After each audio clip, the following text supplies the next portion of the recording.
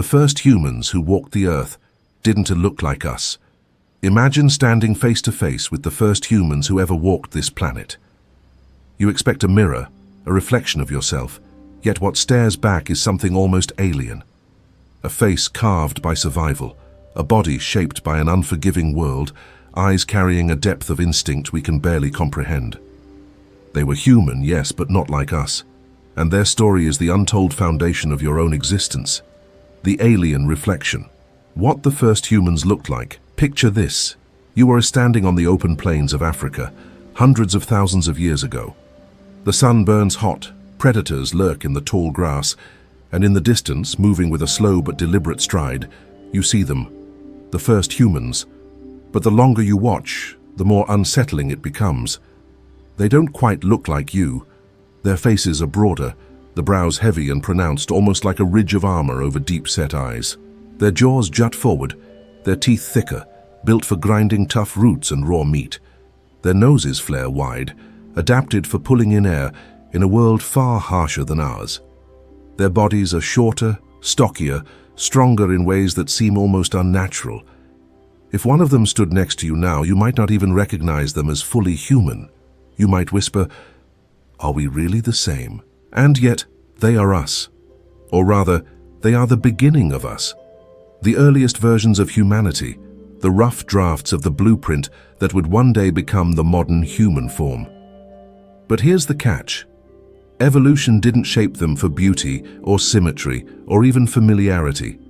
Evolution shaped them for survival.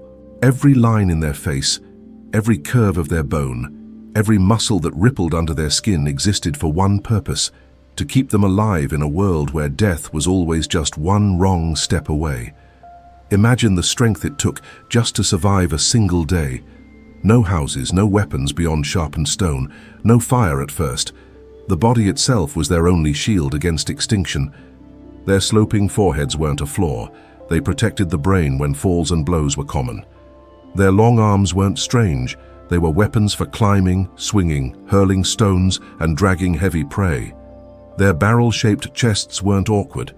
They were engines built for endurance, for chasing wounded animals across endless savanna until the creature collapsed in exhaustion. The first humans weren't designed to look like us. They were designed to endure a war with nature that never stopped. But here's what's fascinating. If you looked into their eyes, you'd see something disturbingly familiar. Behind the heavy brows and strange features, there was a spark, a glimmer of awareness, the beginnings of thought, of recognition, of understanding. And that spark, hidden inside a body that looks alien to us, was the seed of everything we are today.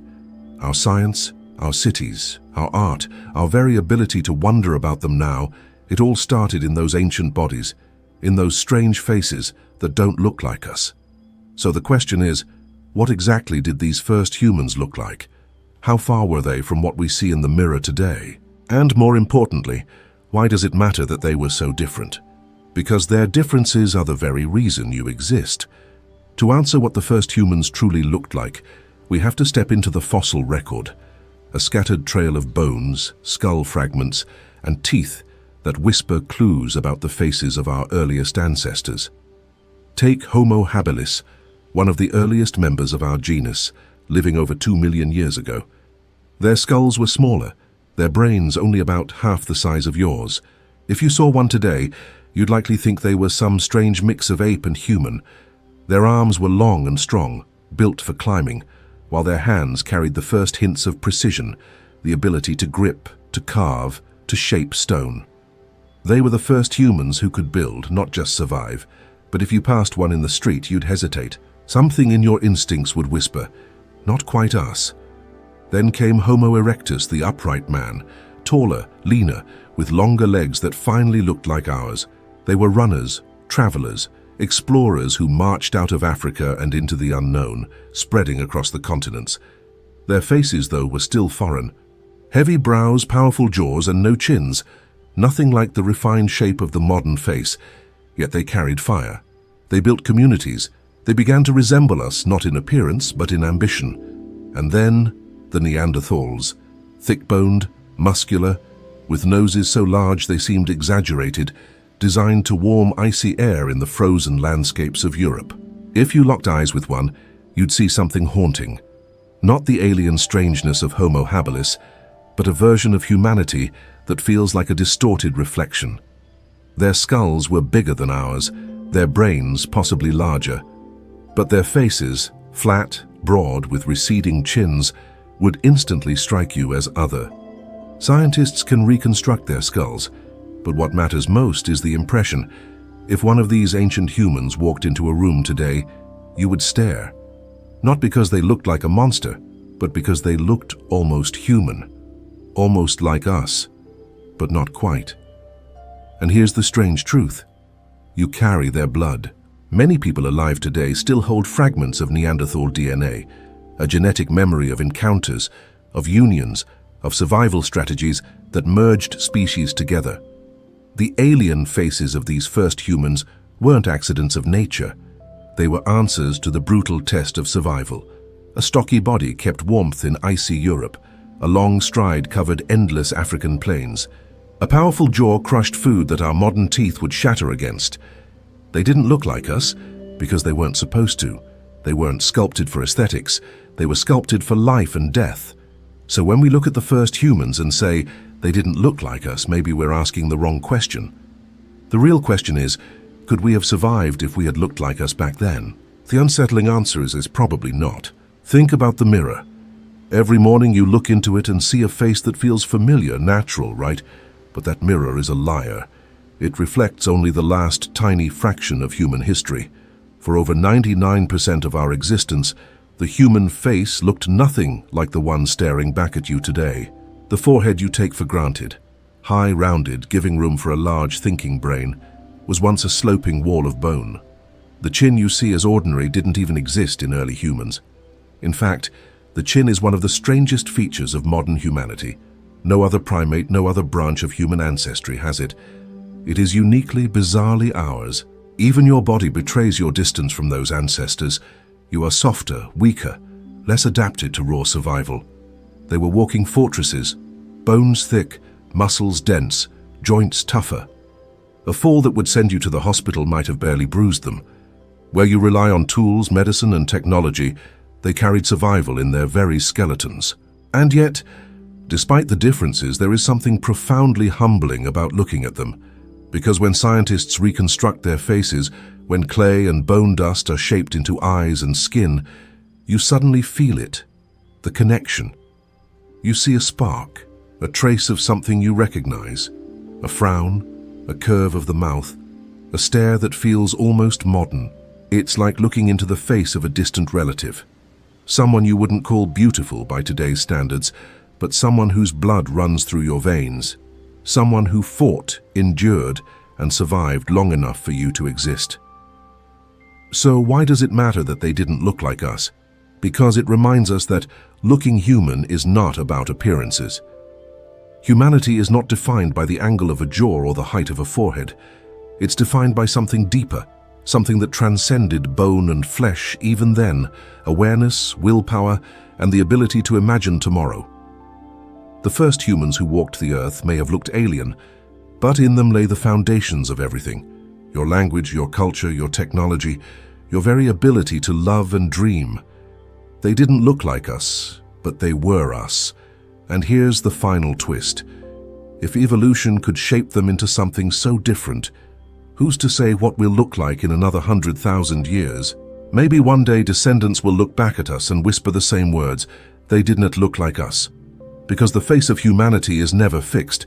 It is always changing, always adapting, always rewriting the mirror. Forged by fire and ice, survival in a brutal world. Close your eyes for a moment and strip away everything around you. No houses, no electricity, no warm bed waiting at night. The world is raw, unfiltered, and merciless. This was the world the first humans were born into. A world where survival wasn't a goal. It was the only law. The climate swung like a pendulum between extremes. One century might drown the land in unbearable heat, forcing humans to walk for days across cracked earth to find water. Another century would freeze the world into endless winters, glaciers grinding across the land, wiping out forests and animals alike. Fire and ice, these weren't metaphors. They were the sculptors of human destiny. Now imagine being one of them. You wake at dawn to a sky heavy with predators. Lions bigger than modern lions, saber-toothed cats with teeth long enough to pierce a skull, packs of hyenas that hunted in numbers, eyes glinting with hunger. You are not at the top of the food chain, not yet. Out here you are prey, so how do you survive? By adapting. Your body is your armor. Thick bones endure falls. Heavy muscles fight off attackers. And lungs built for endurance allow you to run, not fast, but far, farther than any wounded animal, farther than any predator can chase. You become a creature of persistence, outlasting the world's deadliest killers not with fangs or claws, but with something subtler: patience and stamina. Food is never guaranteed. Some days you gnaw on roots so tough they scrape your gums raw. Other days you risk everything to scavenge from a predator's kill, snarling hyenas snapping at your heels while you drag away a bloody scrap of meat. Hunger is constant, a gnawing emptiness that shapes not just your body but your mind. It forces innovation. It drives risk. It whispers, find a way, or you die. And then there's the cold. Imagine sleeping under a sky of ice, your breath freezing in the night air, your children curled against you for warmth. You don't have blankets, you don't have walls. Your only shield is fire. And fire is never guaranteed. Some nights the spark dies, and you endure the frost with nothing but your body heat and willpower. The fear of darkness, of predators moving silently beyond the circle of flame, becomes part of your soul. This world didn't just test early humans, it forged them. Every scar, every adaptation, every strange feature in their faces and bodies was stamped into existence by this brutal reality. They were carved by hardship in a way we cannot fully comprehend today. And yet out of this merciless training ground came something miraculous: resilience. Not comfort, not safety, but the raw ability to bend without breaking. That resilience would become the backbone of humanity's rise. Imagine tracking an animal across endless plains. The sun scorches your back, sweat pours down your body, and your legs ache with every step. But you do not stop. You follow broken twigs, hoof prints in the dirt, and faint trails of blood left behind by a wounded gazelle.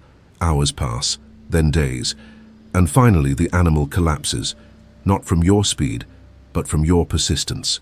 This was persistence hunting, one of humanity's first great survival strategies. Our ancestors couldn't outrun predators in a sprint, but they could outlast them in a marathon. With their powerful lungs and ability to sweat and cool their bodies, early humans could chase an animal to exhaustion while other predators burned out. It was brutal, but it worked. In the unforgiving theater of nature, endurance was a weapon more powerful than claws or fangs. But the hunt was only one side of survival. The other was fear. For every hunt that succeeded, there were nights when fear kept humans awake, eyes darting in the dark, listening to the growls of unseen beasts.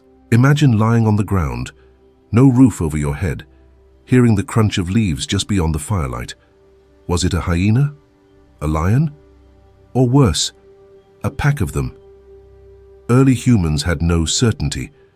Every shadow was a threat. Every night was a gamble with death. And then there was the hunger. Modern humans complain when we skip a meal. Our ancestors often went days without eating. Their bodies were forced into cycles of famine and feast, surviving not on 3 balanced meals, but on desperation. A rare kill brought a frenzy of eating, tearing flesh and marrow with bare hands. The next day might bring nothing but bitter roots and insects. Hunger wasn't an inconvenience. It was the constant teacher of invention. It taught them to experiment, to try new things, to take risks. The discovery of fire wasn't just an accident, it was driven by hunger. Cooking food unlocked calories their bodies could barely extract raw. It softened roots, made meat safer, and gave children a better chance to survive. Fire turned weakness into strength. But fire was also protection. Against the cold, it was life itself. Imagine the first moment a human child sat close to the flames, warmth flooding their body, while icy winds tore through the night. Fire became more than heat. It became a symbol, a promise that humanity could not only endure nature's punishments, but bend them into something useful. Through heat waves and ice ages, through nights of terror and days of endless hunger, Humans adapted. Their bodies were toughened, their minds sharpened, their communities bound tighter. Every hardship carved them into something stronger. The Earth was not a home, it was a battlefield. And in that battlefield, the first humans learned the most important truth. Survival was not about comfort, it was about transformation.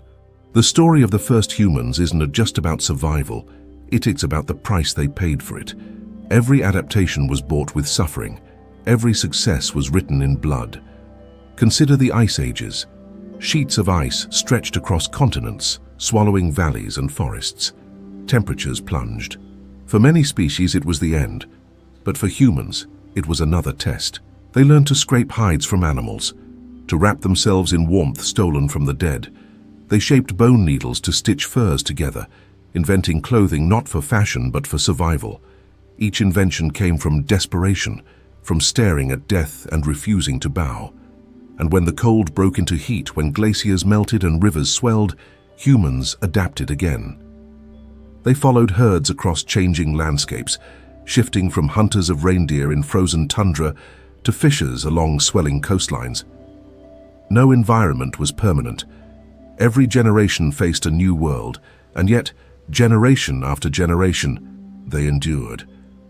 But it wasn't just the Earth that tested them, it was other predators. Think of the shadows that moved alongside them. Saber-toothed cats with jaws that could crush bone, giant hyenas stalking at night, crocodiles lurking in rivers where humans came to drink. Every trip for water was a gamble.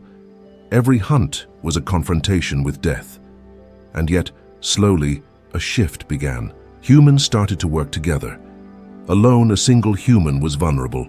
Together, they became something terrifying. A group could surround a mammoth, could drive lions from a kill, could share the burden of watching for danger through the night. Community was not a luxury, it was a survival weapon. Cooperation became humanity's hidden strength, forged by necessity in a world that punished weakness. And through it all, the environment left its mark on the body. The wide nostrils of Neanderthals were shaped by icy air. The long limbs of African humans were built for dissipating heat. Bone thickness, skin color, muscle density. These weren't random traits. They were answers to the Earth's brutal riddles. The body itself was a living record of adaptation. When we look at them now, reconstructed in museums or drawn in textbooks, we might think they looked strange. But every strange feature had a purpose. Every difference was survival carved into flesh. They did not live in comfort. They lived in confrontation, with nature, with predators, with famine, with the cold. And through those confrontations, they became stronger. This is the paradox of our existence. Comfort did not create us. Hardship did. Without fire and ice, without predators and hunger, there would be no humanity. We are not children of ease. We are the descendants of survivors. And as the world grew harsher, as survival demanded not just strong bodies but sharp minds, something extraordinary began to stir inside them. The beginnings of thought, of imagination, of something more than instinct. The spark of consciousness was about to ignite. The spark of thought. Consciousness awakens. Imagine a night long ago. The hunt is over, the fires are lit, and a small band of humans sits huddled together beneath a star-filled sky. The flames flicker across their strange, rugged faces, but something else flickers too, something invisible. A thought, a question, a spark of awareness that separates them from every other creature that walks the earth. Up until now, survival had been instinct. Animals hunted, ate, and slept without questioning why. But for the first time, something different stirred in the human mind. Early humans began to notice patterns. They realized the seasons changed, that animals migrated, that water followed the rains. They began to connect dots, to remember, to predict. This was not just survival, it was the beginning of intelligence. And with intelligence came creativity. A stone was no longer just a rock, it was a blade, a tool, a weapon. The bones of a hunted animal weren't just leftovers. They were needles, awls, and ornaments. Each discovery was a revolution, each invention an invisible step away from the animal world and closer to something entirely new, culture. But perhaps the greatest leap wasn't in their hands, it was in their voices. Imagine the first sounds that carried meaning, a grunt that signaled danger, a call that summoned the group. Slowly, sounds became symbols. Symbols became words. Words carried memory. For the first time, knowledge could move from one generation to the next. Fire could be passed not only in flame but in story, and with words came imagination. Sitting by the fire, humans began to dream out loud. They told stories of the hunt, warnings of predators, myths about the stars above. Their minds began reaching beyond the present moment, stretching into the future, into worlds that didn't yet exist. This was the dawn of something revolutionary: consciousness. Think about that. Every poem, every song, every idea you've ever had is an echo of that first spark, the moment when a human brain dared to wonder. Without that moment, there would be no art, no science, no history, no humanity as we know it. And the proof of this awakening still survives today. In caves across Europe and Africa, drawings of animals and handprints whisper across time. Primitive, yes, but powerful. Those markings weren't survival tools. They were something more. They were expressions of thought, of identity, of meaning. They were the first human attempts to say, we were here, we saw, we felt. That spark of thought separated humanity forever from the rest of the animal kingdom. It was not claws or strength that defined us. It was imagination, the ability to think not only of what is, but of what could be. And from that single spark, the fire of human destiny began to burn. Picture a group of early humans gathered around the embers of a dying fire. The hunt was finished, the danger for the night held at bay, but something else lingered in the air, something far more powerful than fear or hunger. It was curiosity. One of them picks up a stone and strikes it against another, not because they need a weapon at that moment, but because they wonder what will happen. Her sharper edge forms, sparks fly. An idea is born. That single act of curiosity, striking stone on stone, would ripple through millennia, leading to blades, axes, spears, and eventually entire civilizations forged in metal. But this wasn't just about tools. It was about imagination. For the first time, humans were no longer trapped in the present moment. They began to plan for tomorrow, to see a wounded animal and think, if we follow, if we wait, it will tire, and then we can eat. To store food not just for themselves, but for the group, for the future. To dream of what could be rather than what simply was. And soon those dreams began to take shape in ways that left permanent marks on the world. Across caves in Africa and Europe, handprints appear, painted in red ochre, smeared across stone. To us they may seem simple, but to them they were declarations. Those hands said, I exist. I was here. This is my place. In other caves, images of animals, bison, mammoths, lions, dance across the walls in flickering firelight. Why would starving, struggling people waste time drawing instead of hunting? Because something deeper was stirring. They weren't just surviving anymore, they were beginning to understand meaning. Meaning gave them power. A hunt wasn't only a physical act, it became a story, a lesson, a ritual passed down in words and images. Fire wasn't just heat, it became sacred, a symbol of life itself. Death wasn't just an end. It was something to be mourned, honored, and perhaps even feared beyond the grave. Burial sites, carefully arranged with tools and ornaments, suggest that these humans didn't just accept death, they wondered about it. They dreamed about what lay beyond. That kind of thought, abstract, symbolic, future-oriented, was unlike anything the world had ever seen. No predator had it, no prey had it, only humans carried it. And slowly this spark of consciousness began to spread. The more they imagined, the more they created. The more they created, the more they survived. And the more they survived, the more their imaginations grew. It was a cycle, a feedback loop that pushed humanity beyond the limits of bone and muscle and into the realm of mind. They weren't just creatures anymore. They were becoming something else, something dangerous, something extraordinary.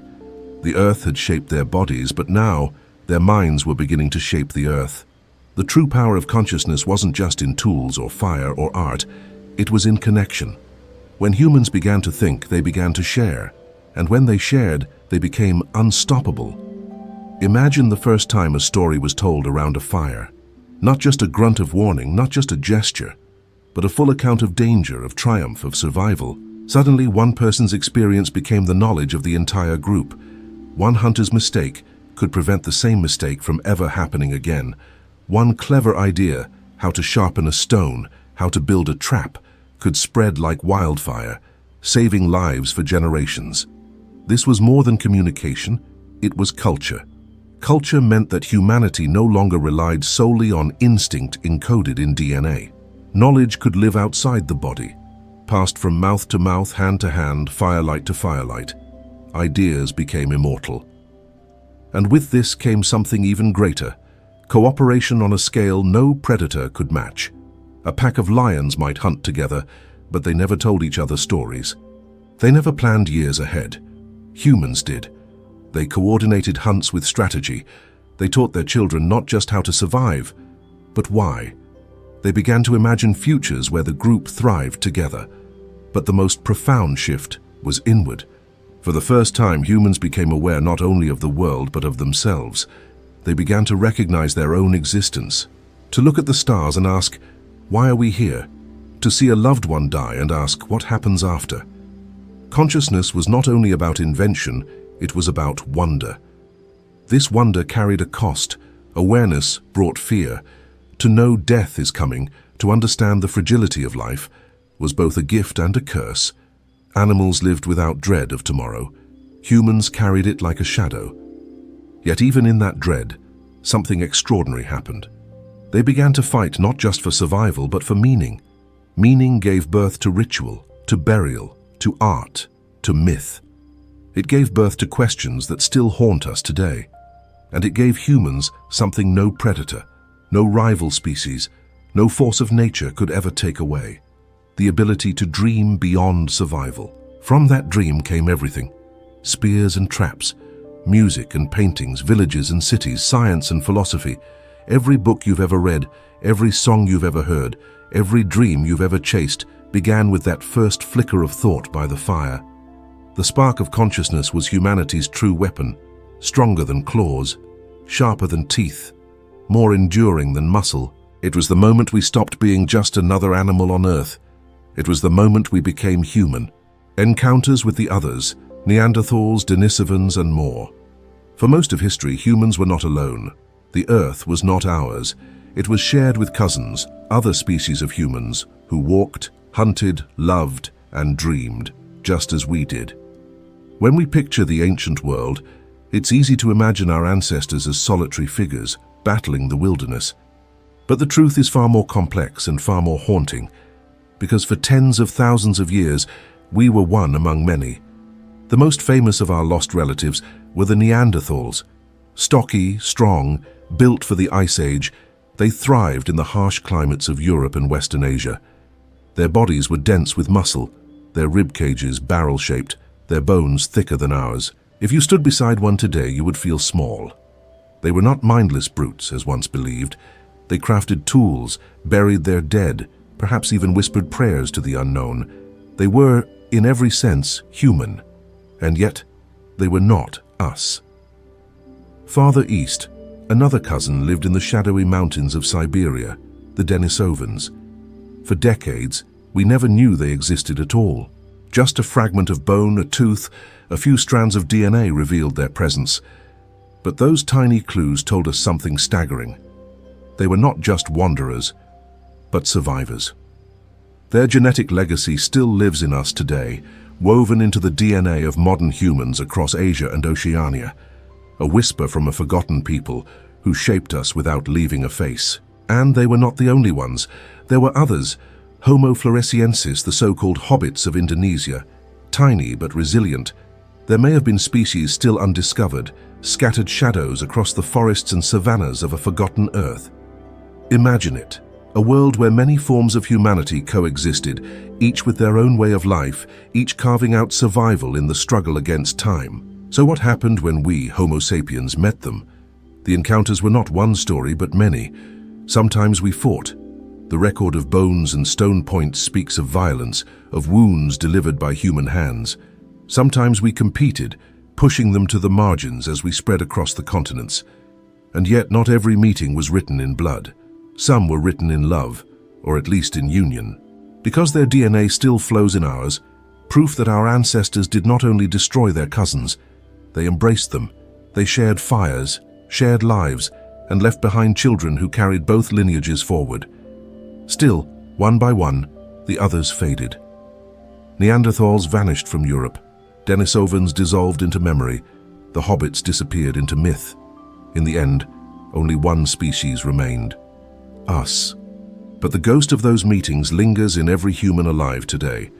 The curve of a cheekbone, the resilience of the immune system, even the way some of us adapt to high mountain air, all are gifts from the ones who are gone. We are not pure, and we never were.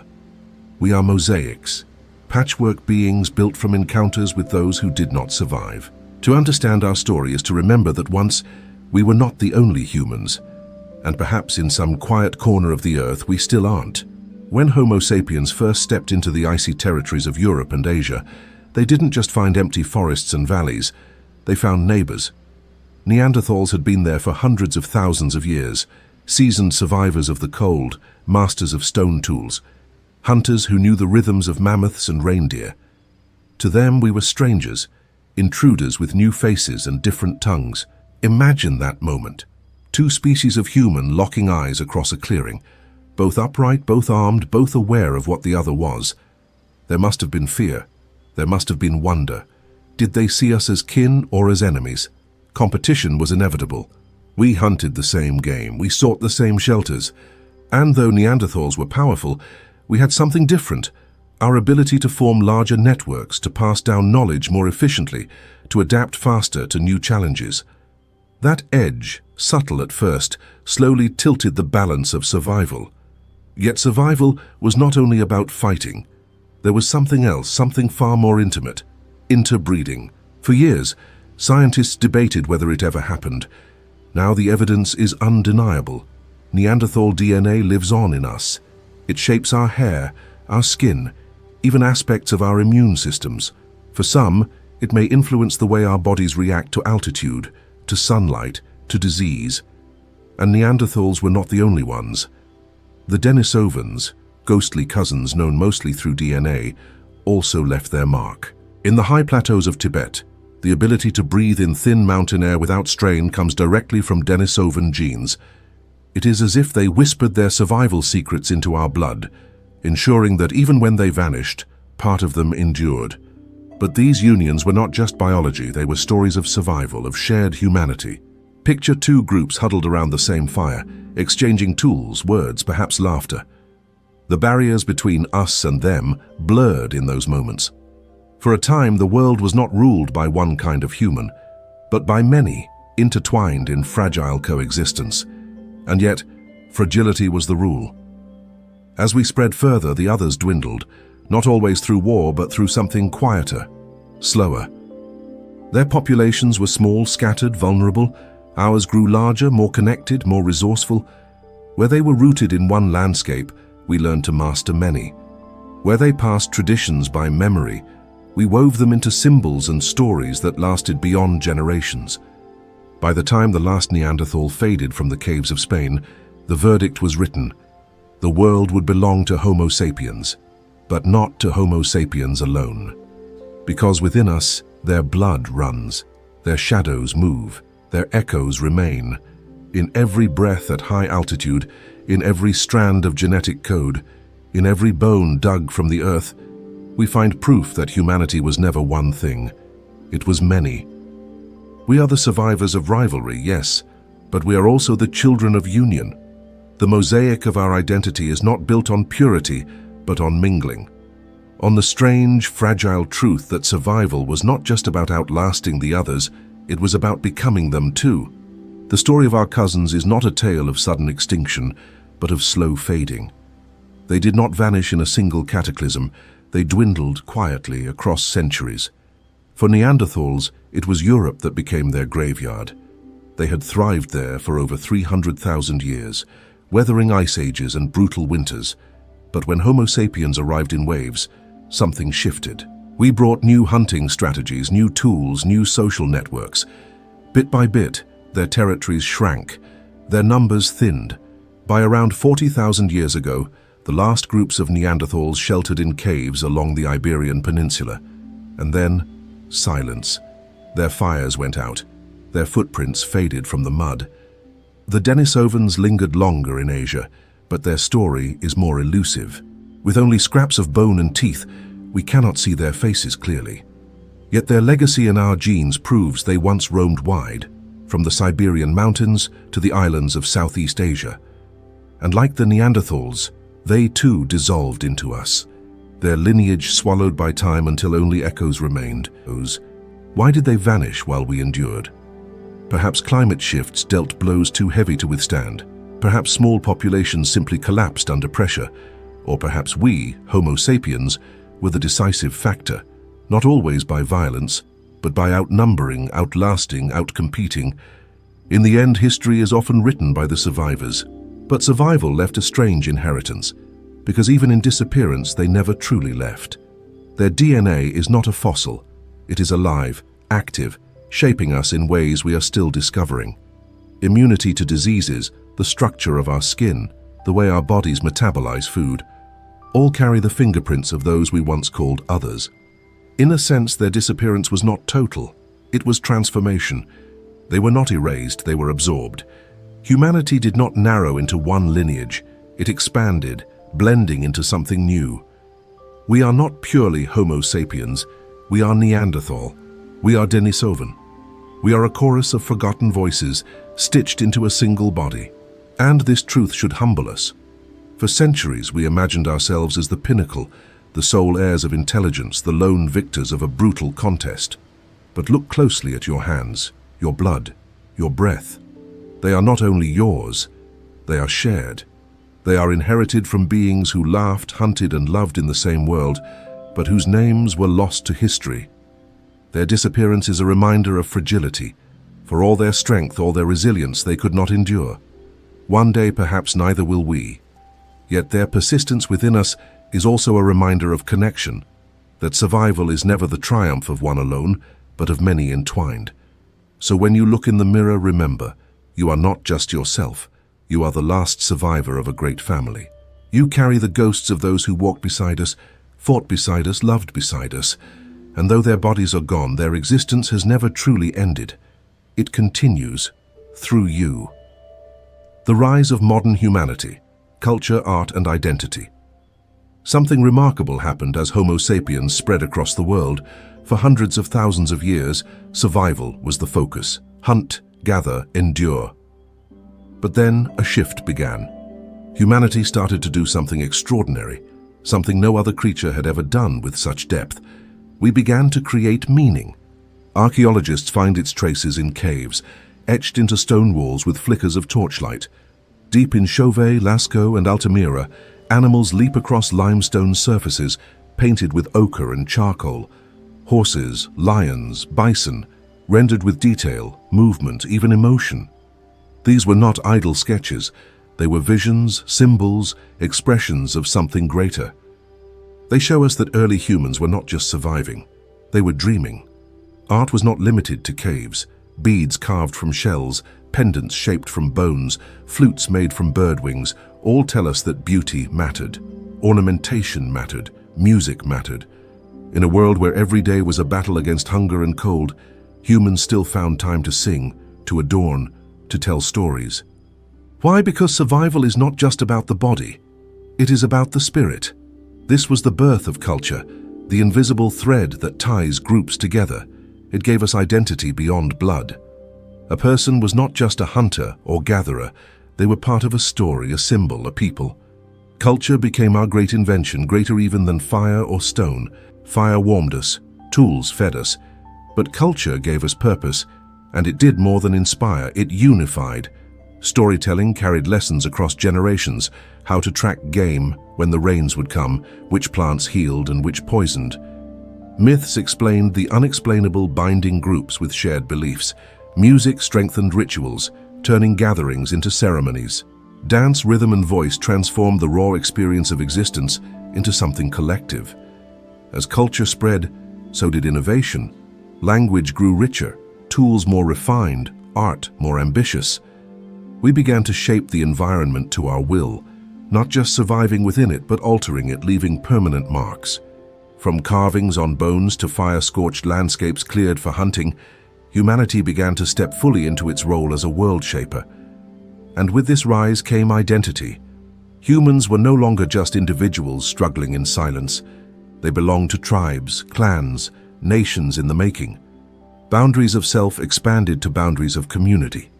For the first time, the world did not just contain humans, it contained human worlds. Worlds of meaning, belief, imagination. It is here that we glimpse the essence of what made Homo sapiens different. We were not the strongest, we were not the fastest. But we had the ability to create shared realities, dreams so powerful they outlived the dreamers. In that sense, cave paintings are not just art. They are promises. They whisper, we were here, we mattered. Our lives were more than survival. They were stories worth telling. And perhaps that was the turning point. The moment humanity truly began to rise was not when we mastered the hunt, but when we mastered meaning. Because once you can imagine something greater, you begin to build it. The rise of culture was not just about painting caves or carving ornaments. It unleashed a tidal wave of innovation, an explosion of creativity that propelled humanity far beyond survival. For the first time, knowledge and imagination fused, and the results transformed everything. Stone tools became sharper, more specialized. Blades, scrapers, awls and needles appeared, each crafted for precise tasks. With needles, hides could be sewn into clothing, offering protection in bitter cold. With awls, wood and bone could be shaped into new forms, expanding the possibilities of technology. Humanity no longer merely reacted to the environment, we were bending it to our will. But tools were only the beginning. Symbols began to spread like wildfire. Engravings on bones and stones, simple lines, spirals, marks, hinted at abstract thought. Some may have been tallies, the first steps toward counting. Others could have been signs of ownership, territory, or even spiritual meaning. These were not just marks, they were the seeds of writing, the earliest glimmers of the human urge to record. And then came the greatest tool of all, language, richer and deeper than ever before. Not just grunts or gestures, but structured, evolving speech capable of carrying memory, teaching, and imagination. With language, a hunter could explain not only that an animal had passed, but when, how, and where it was headed. With language, an elder could pass on myths of ancestors long gone, ensuring that the dead still guided the living. With language, knowledge leapt across generations, refusing to die with the one who discovered it. This is what truly set us apart. Animals could imitate, some could even learn. But we could teach. We could build on what came before, stacking wisdom like stones, generation after generation, until entire worlds of knowledge stood tall. Social bonds deepened as well. No longer just small family groups, humans began to form larger networks, tied not only by blood, but by belief, ritual, and shared identity. Ritual burials with flowers or ornaments placed beside the dead reveal a profound awareness, a recognition of life, of death, and of something beyond. Whether or not they understood the universe as we do, they understood meaning, and that changed everything. With innovation came power. Humans spread faster, adapted quicker, survived longer. Each new idea compounded, feeding into the next. The bow and arrow turned hunting into precision. The spear thrower extended reach and force. Fire was mastered more fully, used not only for warmth, but for reshaping landscapes, driving animals, clearing fields. But this explosion of innovation was not just practical, it was identity. To create tools, symbols, and language was to declare, we are not just creatures, we are creators.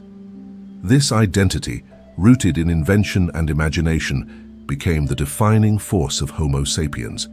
We no longer lived only in the physical world, we lived in imagined ones too. Worlds of gods, spirits, myths, and dreams. Worlds where meaning guided survival as much as food and fire. And once humanity stepped into that realm, there was no turning back. We had crossed a threshold. From here on, we were not only surviving, we were building civilizations in the shadows of the future. As tools grew sharper and language grew deeper, something else began to bloom: belief. Humanity started to see the world not only as it was, but as it could be, as it might be, as it was in the realm of imagination. Burials became rituals. Graves were no longer just places to leave the dead. They were prepared with care, with flowers, pigments, tools, or beads. This was not just disposal.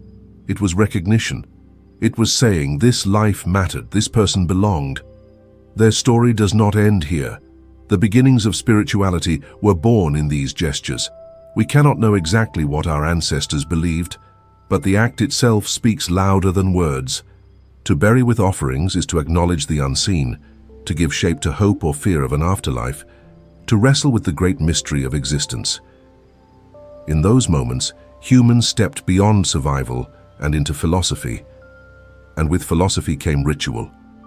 Fires were not only for cooking, they became gathering places. Songs were not only sounds, they became chants carried into ceremonies that bound groups together. Myths and stories explained storms, stars, and shadows in the forest.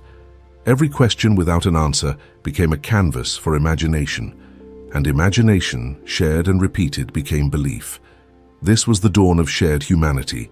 No longer was identity only tied to blood or tribe, it was tied to ideas. Our people could be bound together not only by who they were, but by what they believed. That unity gave strength. In the face of hunger, predators, and storms, belief created courage. In the face of uncertainty, it gave direction. And then came something even more revolutionary: cooperation on a larger scale. Shared rituals, shared symbols, and shared identities allowed groups to grow beyond small families. Alliances formed, tribes expanded, the seeds of society took root. For the first time, humans could imagine themselves as part of something bigger than what their eyes could see. This shift laid the foundation for civilization itself. Every city, every empire, every nation was born from this early spark, the ability to believe together. Without it, there would be no pyramids, no temples, no flags, no laws. Without it, there would only be scattered tribes clinging to survival. It is easy to forget how fragile this was. A cave painting here, a carved bead there, small things, perhaps meaningless to those who made them. But together, they were the first bricks in a wall that would rise into history. They were the whispers of humanity's new identity. Not only hunters, not only survivors, but storytellers, dreamers, builders. And so when we speak of the rise of modern humanity, it is not only about sharper tools or bigger brains. It is about the moment we stepped into the invisible world, the world of meaning, belief, and shared imagination. It is about the moment we declared that our lives were more than survival. They were stories, legacies, sparks of something eternal. This was the true beginning of humanity as we know it. The rest, civilization, kingdoms, nations, even the world we live in today, was only a continuation of that first fire. We began with a question. What did the first humans look like, and how did they live? Along the journey, we discovered something greater, that the story of humanity is not a straight line, but a mosaic. We are the children of survivors who crossed deserts and mountains. We are the heirs of cousins who vanished, but live on in our blood. We are the painters of caves, the singers of songs, the dreamers who turned survival into meaning. The first humans who walked the earth did not look like us. Their faces were different, their bones thicker, their lives harsher. But within them burned the same spark, the desire to live, to imagine, to create. That spark passed from them to us, unbroken across the millennia. And today, it burns in you. When you breathe, when you dream, when you tell your own story, you are carrying forward an unbroken chain stretching back millions of years. You are the living proof that they did not vanish. They became us. And now the question is yours. What will you do with the story you've inherited? Because the future of humanity is not just written by great empires or powerful leaders. It is written by each of us in the choices we make, in the lives we build, in the sparks we keep alive.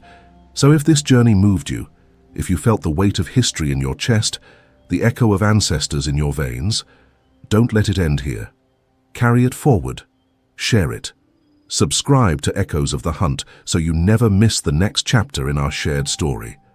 Like this video if you believe the past still speaks to us, and in the comments tell us, when you imagine the first humans, what do you see? Because together we are not just remembering history, we are keeping it alive. The story of humanity did not end with them, and it does not end with us. It continues, and the next verse is waiting to be written by you.